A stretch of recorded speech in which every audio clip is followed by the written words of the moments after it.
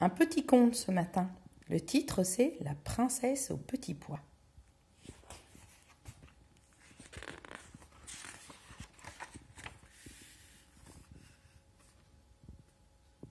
Il y avait une fois un prince qui voulait épouser une princesse, mais une vraie princesse. Et il voyagea dans le monde entier pour en trouver une. Mais c'était bien plus difficile qu'il ne l'avait cru.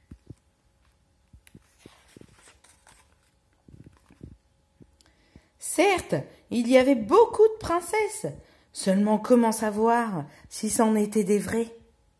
Il ne pouvait s'en assurer tout à fait. Toujours quelque chose n'était pas comme il fallait. Il y avait toujours quelque chose à revoir. Il rentra chez lui, tout chagrin, car il n'avait pas trouvé de vraie princesse à épouser. Pas une seule. Or, un soir, il y eut un temps affreux. Éclairs et tonnerres, torrents de pluie, c'était effrayant. Soudain, on frappa à la porte du château et le vieux roi alla ouvrir.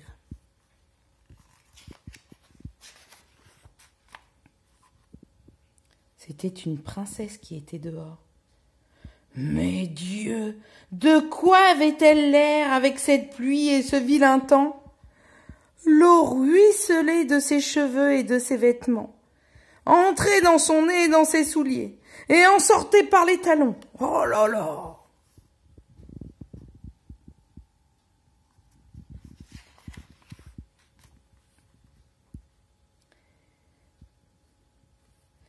Bien qu'elle n'en eût pas l'air, elle assurait qu'elle était une vraie princesse. « C'est ce que nous verrons !» pensa la vieille reine qui ne dit mot. La reine alla dans la chambre à coucher, défit complètement le lit et déposa au fond un petit pois.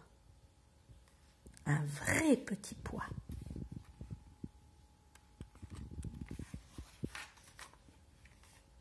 Ensuite, elle prit 20 matelas, qu'elle empila par-dessus le pois, et entassa encore 20 couettes de plumes par-dessus les matelas.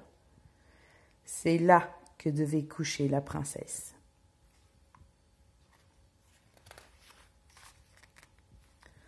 Le lendemain matin, on demanda à la princesse si elle avait bien dormi. « Oh, horriblement mal, dit-elle. Je n'ai pu fermer l'œil de toute la nuit. Il devait y avoir Dieu sait quoi dans ce lit.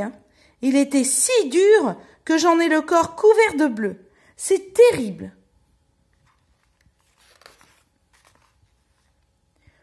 On vit ainsi que c'était bien une vraie princesse. Seule une vraie princesse pouvait être assez délicate pour sentir un petit pois à travers 20 matelas et 20 couettes de plumes. Le prince la prit donc pour femme, car il était persuadé d'avoir enfin trouvé une vraie princesse. Quant au petit pois, il fut placé dans une vitrine à côté des objets d'art conservés au palais. Il s'y trouve encore, si personne ne l'a pris, bien sûr.